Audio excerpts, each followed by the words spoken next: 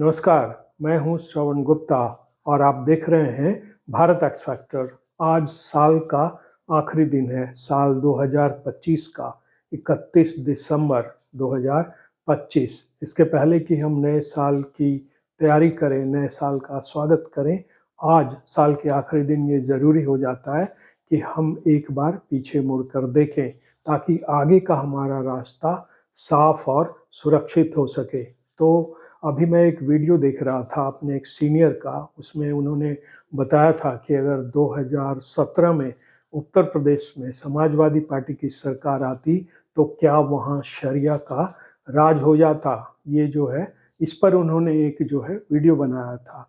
उसके बाद मेरे मन में ये सवाल पैदा हुआ कि भाई 2017 में ये बात जो उत्तर प्रदेश में लागू होती है सपा सरकार को लेकर, जो कि अखिलेश यादव की पार्टी है उत्तर प्रदेश में, तो अगर हिंदुस्तान के टर्म में सोचें, पूरे भारत के टर्म में सोचें, तो क्या ये बात कांग्रेस के लिए नहीं कही जा सकती कि क्या अगर कांग्रेस 2014 में फिर से जीत जाती लोकसभा का चुनाव और वो मेजोरिटी में आती और दिल्ली में जो है अपना शासन बनाती, केंद्र में जो है उसका राज होता, तो क्या देश जो है भारत इस्लामिक राष्ट्र बन जाता, यहाँ शरिया का राज होता। क्योंकि पीएफआई का जो दस्तावेज बरामद हुआ था आज जुलाई के आसपास 2022 में पटना के पास जो फुलवारी शरीफ है, वहाँ जो छापे पड़े थे और जो दस्तावेज वहाँ मिले थे उसमें इसी बात का जिक्र था। उनका जो लक्ष्य था मिशन 2047 तक भारत को इस्लामिक राष्ट्र बनाने का सपना, और इसके कुछ महीने बाद फिर महाराष्ट्र में वहाँ की एटीएस ने छापा मारा था और वहाँ जो डॉक्यूमेंट मिले थे उसका भी यही शीर्षक था, भारत 2047 इस्लामिक शासन की ओर। मतलब बिहार में जो डॉक्यूमेंट मिला था उसमें भी मिशन 2047 था और एटीएस को जो पीएफआई का ही वहाँ से जुड़े लोगों से जो दस्तावेज मिले थे वहाँ की एटीएस को, उसमें भी यही जिक्र था कि भारत 2047 इस्लामिक शासन की ओर। मतलब इन लोगों का लक्ष्य था कि 2047 तक जो है भारत को इस्लामिक राष्ट्र बना देना है, और ये 2022 में ये डॉक्यूमेंट बरामद हुए थे। और अब आप ध्यान रखिए कि ये जो 2047 तक है, प्राइम मिनिस्टर मोदी कहते हैं कि 2047 तक हमें भारत को विकसित राष्ट्र बनाना है।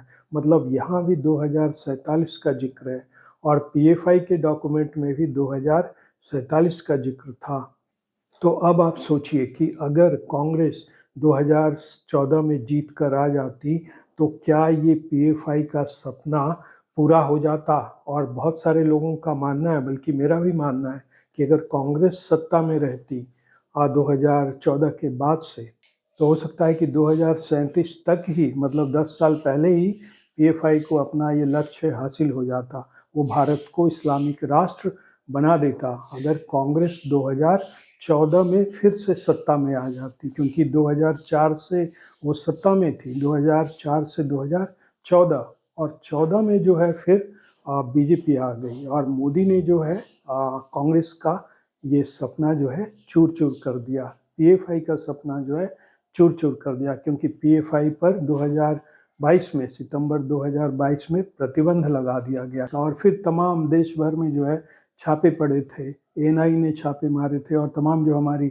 एजेंसियां हैं उसने छापे मारे थे, और इसके जो सांप थे ये पीएफआई के जो बिलों में थे देश के अलग अलग हिस्सों में, वहाँ से खोज कर निकाला था और इन्हें अरेस्ट किया था। चाहे वो महाराष्ट्र हो, केरल हो, तमिलनाडु हो, उत्तर के राज्य हों, सब जगह जो है छापे पड़े थे, ऑलमोस्ट पूरे हिंदुस्तान में।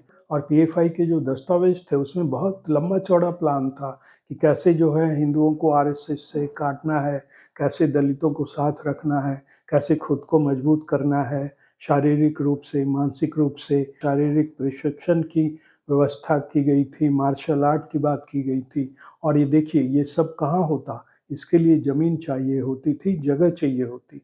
और देखिए, और इससे जो है पीएफआई को पूरे भारतवर्ष में जो है ज़मीन उपलब्ध थी इसके लिए, क्योंकि वहीं जो है अपना ये सपना जो है साकार करते, वैसी जगहों पर छिपकर काम करते जहां आगे चलकर जो है वो हिंदुस्तान को इस्लामिक राष्ट्र बनाने का ख्वाब पूरा करते। तो ये वो तमाम जगह होती, ज़मीन होती देश के अलग अलग हिस्सों में, कांग्रेस ने जिस तरह का वक्फ का कानून बनाया और फिर 1995 में जिस तरह के इसके संशोधन किए, उससे जो है लाखों एकड़ जमीन जो है मुसलमानों के पास चली गई। और फिर देखिए 2014 में चुनाव के ठीक पहले दिल्ली में 100 से ऐसी ज़्यादा संपत्तियां जो है कांग्रेस ने जो है वक्फ को दे दी, ठीक चुनाव के पहले, ताकि जो है उसे यहाँ वोट मिल सके मुसलमानों के। और अब देखिए कांग्रेस का एक और चेहरा, याद कीजिए 1993 का बम्बई सीरियल ब्लास्ट, और वहाँ उसमें जो है सैकड़ों लोगों की जान गई थी। मेरे ख्याल से 257 लोगों की जान गई थी और 700 से ज़्यादा लोग घायल हो गए थे। और फिर इस ब्लास्ट के बाद कांग्रेस ने जो है पाकिस्तान के खिलाफ कुछ नहीं किया था। 93 के बाद आप सीधे आ जाइए 2009 पर।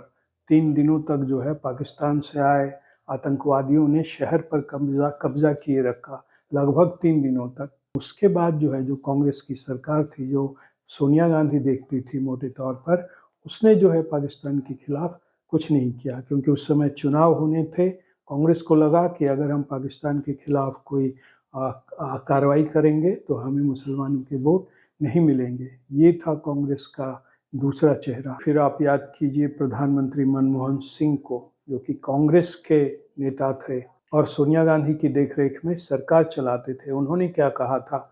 उन्होंने कहा था कि इस देश के संसाधनों पर पहला हक जो है अल्पसंख्यकों का है, और दूसरी लाइन में कहा था कि ये हक जो है मुसलमानों का है। अल्पसंख्यकों में मुसलमानों का है पहला हक इस देश के संसाधनों पर। तो कांग्रेस चाहती थी कि इस देश के जितने भी संसाधन हैं वो मुसलमानों को दे दिए जाएं। और हिंदुओं की कीमत पर कांग्रेस ने एक बार अपना प्यार नहीं दिखाया है, उनका ये प्यार बार बार छलकता रहा है। आप याद कीजिए संसद में कांग्रेस एक ऐसा बिल लाना चाहती थी जिसका नाम था मेरे ख्याल से सांप्रदायिक हिंसा कानून, कम्युनल वायलेंस बिल, मोटे तौर पर यही नाम था उसका। अगर बहुसंख्यक इलाके में कहीं कोई दंगा फसाद होता तो इसके लिए बहुसंख्यक को ही जिम्मेदार माना जाता, मतलब हिंदू को ही जिम्मेदार माना जाता। लेकिन बीजेपी ने इसका विरोध किया, और भी कई जो विपक्ष की पार्टियां थी उसने विरोध किया, और कांग्रेस को जो है ये बिल छोड़ना पड़ा, वो नहीं ला पाई संसद में ये बिल।